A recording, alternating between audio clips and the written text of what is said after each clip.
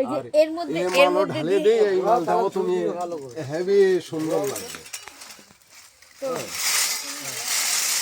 ওরে বাবা দাদা তুমি আরেকটা এই মাপের দাও। আমি ছাড়বো, আমি সেটা তৈরি করতেছি, ঠিক আছে? মোবাইলে ছাড়বো। ছাড়বে না এগুলো? হ্যাঁ ছাড়বো।